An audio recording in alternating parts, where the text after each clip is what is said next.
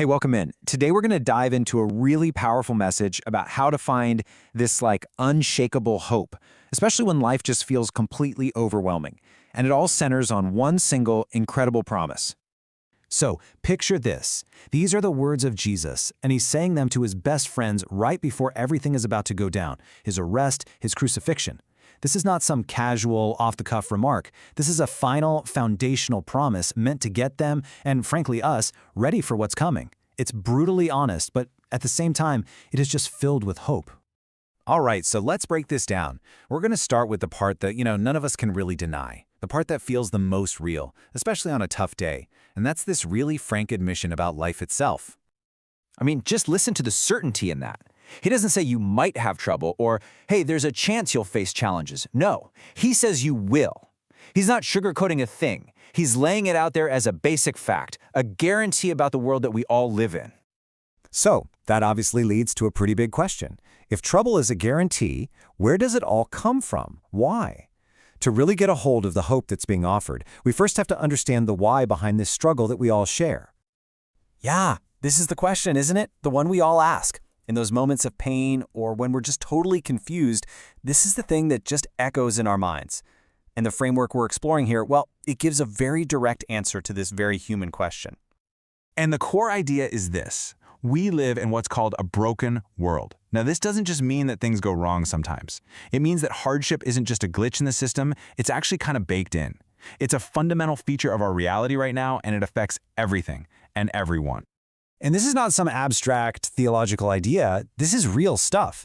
This is what that brokenness feels like. It's that sharp sting of pain, the hollowed-out feeling of loss, that mental fog of confusion, and that deep, deep wound of betrayal. These aren't the exceptions. They are the reality of our condition.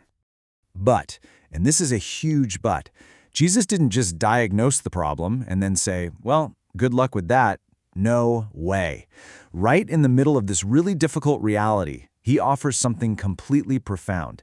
And this is where the whole message pivots, from the problem to the promise. Okay, this is so important to get. The goal here isn't an escape from reality.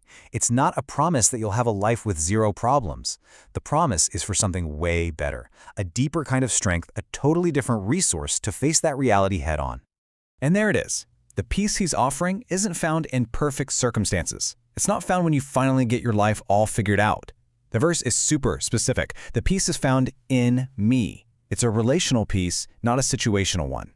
Liz lays it out perfectly. Think about it. There are two kinds of peace. On one side, you've got circumstantial peace. That's fragile. It's like a house of cards. The minute something goes wrong, the whole thing comes tumbling down. But then, on the other side, you've got this anchoring peace. That's like a lighthouse built on solid rock. The storms can rage, the waves can crash, but it holds you steady when everything else is falling apart. So you might be thinking, okay, an anchoring peace sounds amazing, but how is that even possible? Well, that brings us to the grand finale of the verse. This is the power source. This is the victory that makes the whole promise actually work. This right here, this is the climax of the whole message. It's a declaration of victory. And that phrase, take heart, it's not just a nice suggestion to feel better. It's a command to be courageous. And it's based on a victory that has already been won. So what exactly does he mean, overcome the world? I mean, that's a massive claim. We're talking about a declared victory over the very root causes of all our trouble. Sin, which is that brokenness inside of us, and death, which is the ultimate consequence.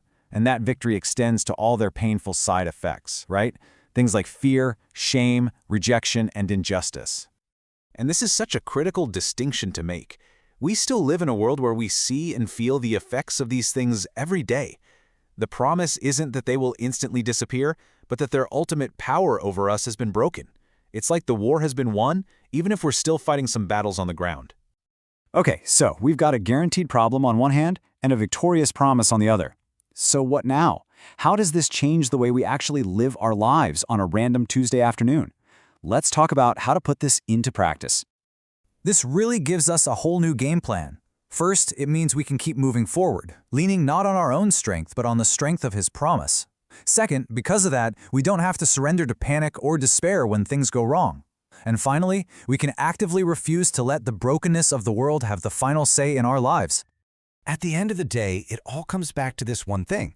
This isn't a victory we have to go out and achieve. It's a victory we get to live in. It was accomplished for us. It's a gift that we get to receive, not some prize we have to earn. So I'll just leave you with this question to think about. In your own life, where are you spending all your energy trying to escape trouble, trying to build that fragile house of cards instead of learning to find that unshakable, anchoring peace that's offered right in the middle of it? It's a powerful thought to consider. Thanks so much for joining me.